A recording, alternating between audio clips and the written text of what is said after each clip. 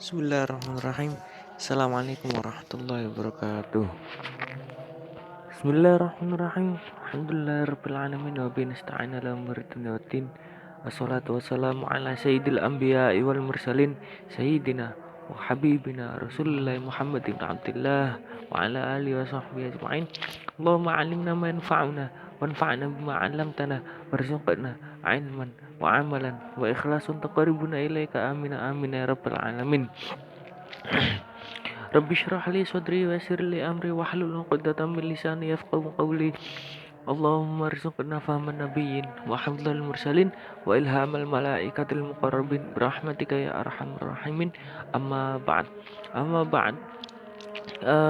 Mari kita buka kesempatan belajar kita kali ini dan baca surat Al-Fatihah.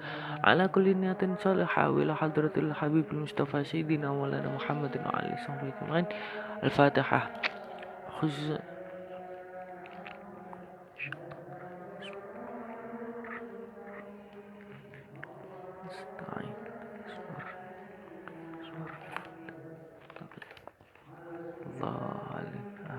Nah, eh, sekarang kita udah nyampe hadis ketiga ya. Al-hadisus salis, hadis yang ketiga. Hadis yang ketiga ini membahas tentang arkanul Islam, rukun-rukun Islam. Kalau yang di atas yang hadis kemarin itu akan membahas tentang iman, Islam dan juga ihsan dan tanda-tanda hari kiamat, membahas tentang hari kiamat. Nah, mati terus ini. Nah, untuk hadis hari ini spesial, khusus membahas tentang rukun-rukun Islam. Langsung aja kita baca. Bismillahirrahmanirrahim. An qala al-mu'allif rahimallahu taala wa nafa'ana bi fid dharain amin. An Abi Abdurrahman Abdillah. Ini ya saya baca ya. An Abi Abdurrahman Abdullah ibn Umar ibn al-Khattab radhiyallahu anhuma. Qala sami'tu Rasulullah sallallahu alaihi wasallam yaqul. An Abi Abdurrahman, dari Abu Abdurrahman Abdullah bin Umar ibn Khattab radhiyallahu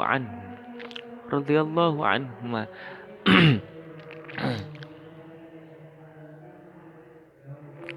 Nah, ini hadis ini diriwayatkan oleh Sayyidina Abdullah ibn Umar ibn Khattab, anaknya Sayyidina Umar bin Khattab. Sami'tu, aku mendengar Rasulullah sallallahu alaihi wasallam, yaqulu bersabda, bunya dibangun al-Islamu Islam ala khamsin, atas dasar 5. Syahadati an la ilaha illallah, yang pertama syahadat bahwasanya tidak ada Tuhan selain Allah, wa anna Muhammadan abduhu wa rasuluh, dan sesungguhnya Nabi Muhammad adalah hambanya dan utusannya. Nah, ini kemarin sudah sedikit kita bahas ya. Jadi bunyal Islam itu dibangun atas 5 pondasi. Seseorang bisa 5 pondasi dalam agama Islam. Kalian tahu rumah itu kalau sebelum dibangun bawahnya itu dikasih pondasi biar bangunannya kuat, tidak roboh. Nah, bagaimana juga Islam. Jadi Islam ini juga punya pondasi biar Islamnya kokoh kayak gitu. Kalau rumah bawahnya ada pondasinya kokoh, jadi ketika ada guncangan, ketika ada diterpa hujan, bangunannya tidak sampai roboh. Ketika pondasinya kuat kayak gitu, insya Allah kokoh selamanya lah, bertahun-tahun sampai kita meninggal, insya Allah. Begitu juga dengan Islam, ketika 5 pondasi ini kokoh, maka keislaman seseorang itu menjadi kuat. Pondasi yang pertama apa? Pondasi yang pertama yang paling asas adalah syahadat bahwasanya tiada Tuhan selain Allah. Mengakui adanya zat Allah Subhanahu wa taala dan tidak ada Tuhan selain Allah. Yang kedua apa? Bukan yang kedua, syahadat yang kedua. Nah, syahadat yang kedua adalah mengakui bahwasanya Nabi Muhammad adalah hamba Allah dan utusannya. Nah, rukun Islam atau rukun Islam, pondasi Islam yang pertama ini adalah pondasi dari yang paling intinya pondasi. Nah, intinya pondasi. Di hadis lain disebutkan man qala la ilaha illallah dakhalal jannah. Barang siapa yang mengucapkan la ilaha illallah maka akan masuk ke dalam surga.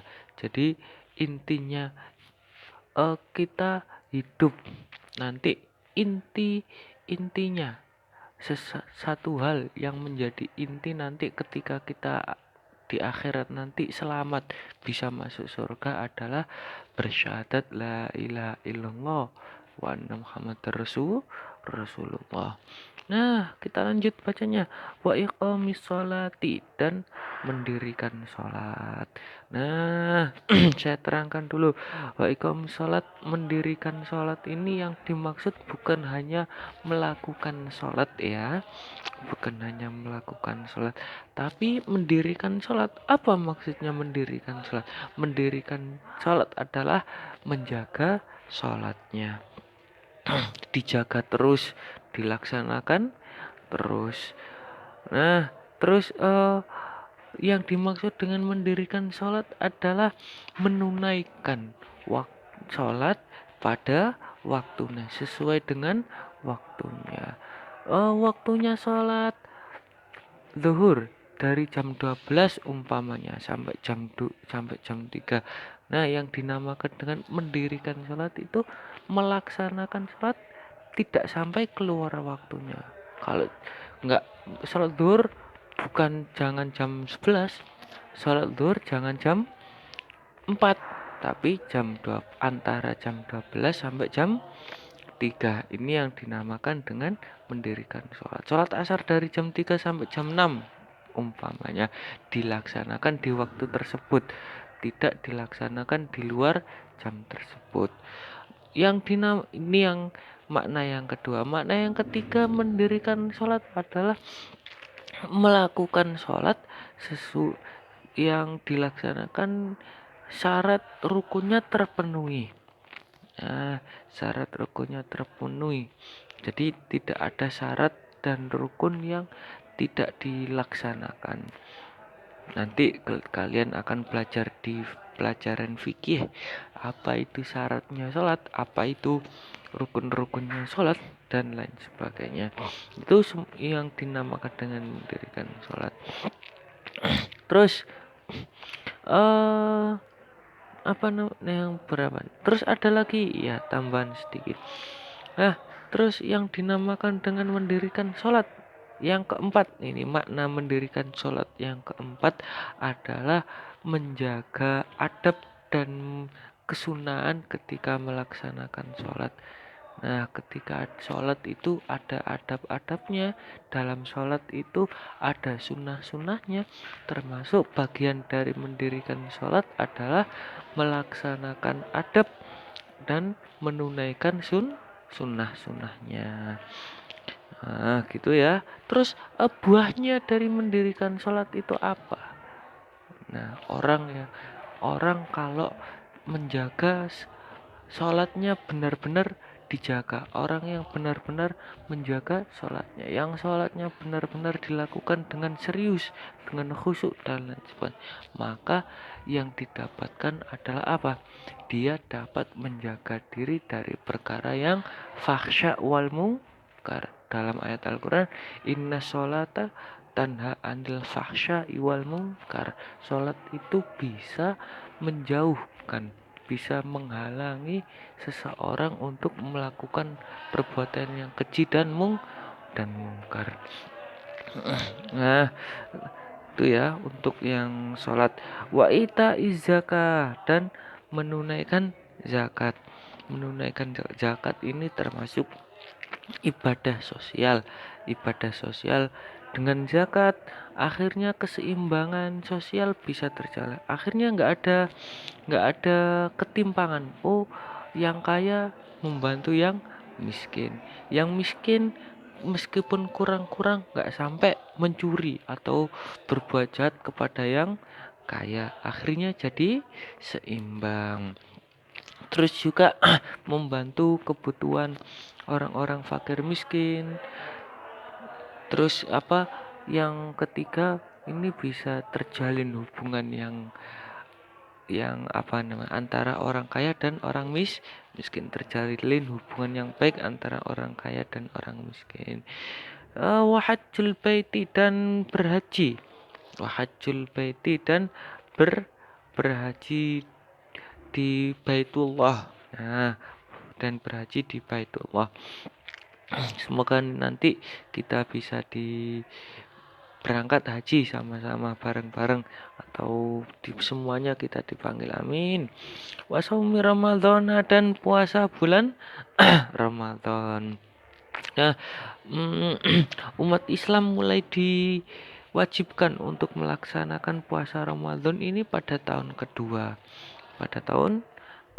Nah, ibadah puasa ini banyak manfaatnya, membersihkan jiwa, me, apa, membuat roh ini menjadi luhur, dan juga kesehatan tubuh, dan juga untuk menghapus dosa-dosa yang akhirnya menjadi sebab untuk masuk ke dalam surga.